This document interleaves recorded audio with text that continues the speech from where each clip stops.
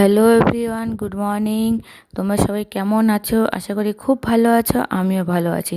Welcome to my channel Priya official blog. আজকে আবার একটা নতুন ব্লগ নিয়ে এসেছি, সঙ্গে থাকো এবং ভিডিওটা দেখতে থাকো। সারাদিন মেয়েকে সামলে আমি কি কি ঘরে কাজ করছি এটাই তোমাদের সঙ্গে আজকে শেয়ার করব।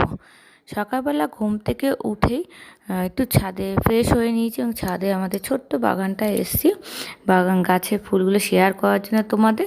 এবার চলো নিচে যাওয়া যাক। মেয়েকে নিয়ে একটু বাইরে এসেছি। আমাদের গাছে প্রচুর সজনে ডাঁটা হয়েছে এবং সেগুলো বাবা পারছে, তো ওকে নিয়ে এসেছি। ও একটু দেখছে, দেখো এই কতগুলো সজনে ডাঁটা। বাবাকে মানে কথাও বলছে বাবার সাথে। দেখো, তো এই সজনে ডাঁটাগুলো পেরেছি, এগুলো বাবাই পেরেছে গাছে উঠে, নাহলে অত উঁচুতে তো পারা সম্ভব যা হয় না। আবার ওপরে এসেছি, একটু চা করছি। নিচে পাতা চা খায়, আমিও লিকার চাই খাই, কিন্তু আমি ওই লিকার চাটা খুব একটা পছন্দ করি না বলে অনেক কিছু দিয়ে ওর মধ্যে খাই। দেখো এর মধ্যে তেজপাতা, আদা, গোলমরিচ, লবঙ্গ, এলাচ এগুলো দিই কেন, তাহলে চা পাতার যে একটা তিতো তিতো ভাব থাকে সেটা আর পাই না। সেটা এগুলো দিলে খুব স্বাদ হয় চাটা, তাই এগুলো ফুটে গেলে চা পাতাটা দিয়ে দিই।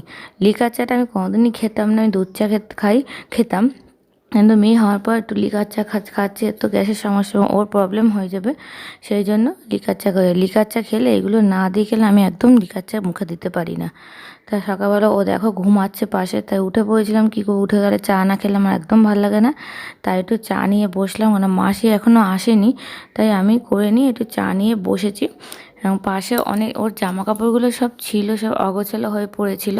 তা ভাবলাম যে ওইগুলো একটু গুছিয়ে রেখে দিই, কেন মাসি কখন আসবে কখন করবে, ওইগুলো তো সবই দরকার লাগে। তাই ওগুলো নিয়ে একটু বসলাম, সব গুছিয়ে একটু পরিষ্কার করে রাখি জায়গাটা। চলো তাহলে কাজটা সেরে নিই।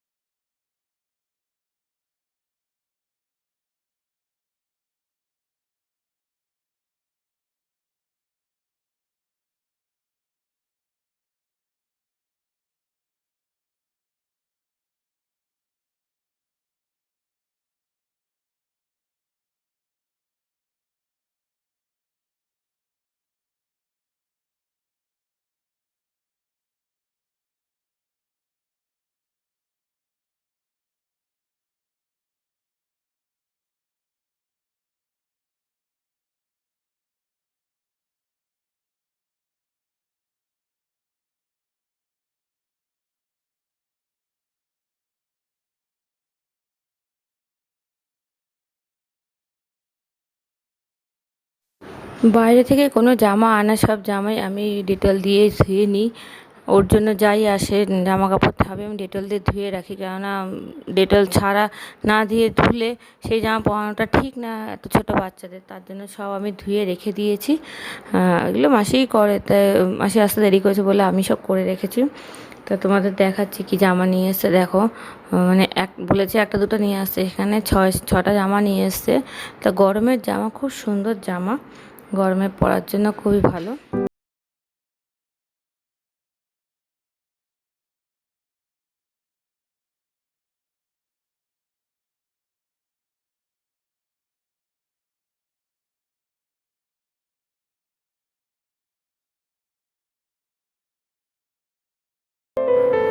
বাচ্চাদের ছোটো ছোটো জামা দেখতে কি ভালো লাগে, তার সঙ্গে ছোটো ছোটো প্যান্টগুলো দেখো, ছটা কালারের জামাগুলো খুবই পাতলা, খুবই আরামদায়ক জামা।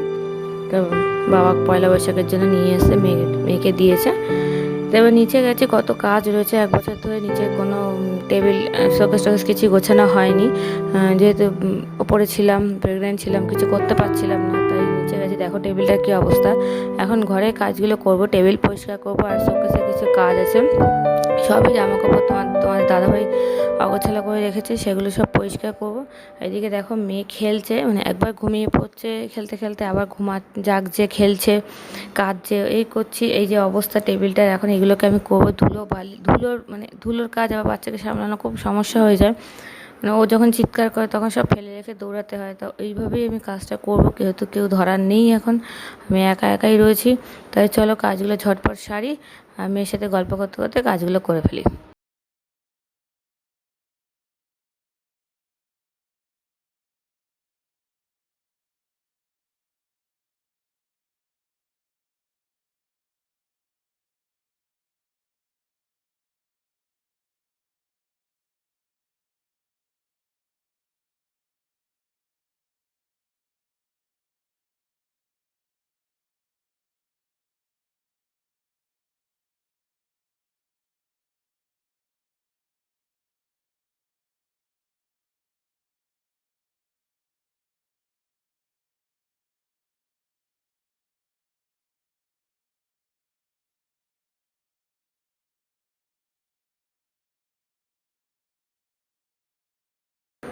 এই টেবিল পরিষ্কার করতে গিয়ে 4বার মেয়ে উঠেছে, 4বার ফেলে রেখে দৌড়িয়েছে হাত ধুয়ে। মোটামুটি আমি করেছি, বেশিটা করে উঠতে পারিনি, হালকা করেছি। এইবারে আমি শোকেসটা ধরবো। তা দেখো তোমার দাদাভাই কি অবস্থা করেছে, দেখো কি অবস্থা। আমি যতই পরিষ্কার করি ততই নোংরা করে রেখে দেবো, মানে কিছুতেই কি অবস্থা।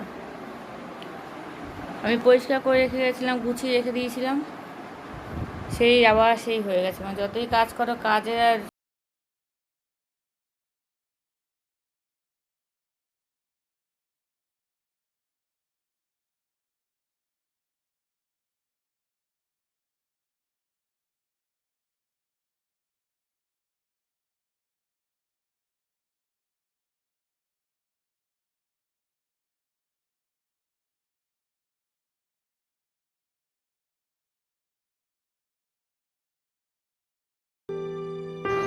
রেগুলার জামা কাপড় রেগুলার ধোয়, কিন্তু ধুয়ে সে বিছনায় রেখে দেয়, শোকেস পর্যন্ত গুছিয়ে রাখে না, সবই অগোছালো হয়ে থাকে। সেগুলো আমি করে দিতাম, কিন্তু এখন যেহেতু আমি ওপরে থাকতাম বলে কিছুই কোনো কাজ হতো না। দেখো কি অবস্থা করে রেখেছিলো। এখন মোটামুটি আমি করেছি, কেননা মেয়ে এত ছোট বাচ্চা, ও বারবার কেঁদে উঠছে, ঘুমাচ্ছিল, কেঁদে উঠছে বলে আমি সেইভাবে করতে পারছি না। কোনো রকমভাবে আমি করে দিয়েছি যাতে হাতের ধারে সব কিছু খুঁজে পায় এবং দেখতে ভালো লাগে। তা দেখো মোটামুটি আমি করে উঠতে পেরেছি। এবারে উপরে যাব, কাজ অনেক রয়েছে ঘরে, একটু একটু করে সব করছি। এই টেবিলটা খুব নোংরা হয়েছিল, এর মধ্যে মেয়ের সবই জিনিসপত্র থাকে, খাওয়ার জিনিসগুলো, বাটিগুলো, তাই এগুলো পরিষ্কার না করলে খুব অসুবিধা হয়, নোংরা হয়ে যায়। আর ও যেহেতু খাওয়ার জিনিস থাকে এগুলো রেগুলার পরিষ্কার করি, তাই এই টেবিলটা একটু সব নামিয়ে ভালো করে সাবান দিয়ে মুছে ভালো করে পরিষ্কার করব। তাই কাজগুলো সেরে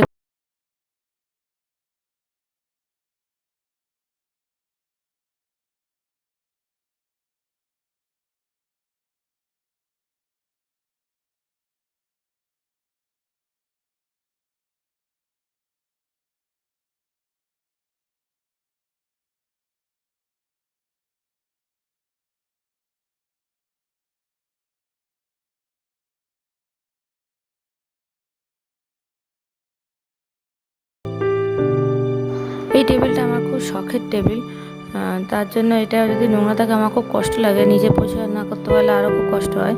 নিজের হাতেই পুরোটা করলাম। তো আজকের ভিডিওটা এই অবধি, তোমার সবাই ভালো থেকো, সুস্থ থেকো, টাটা।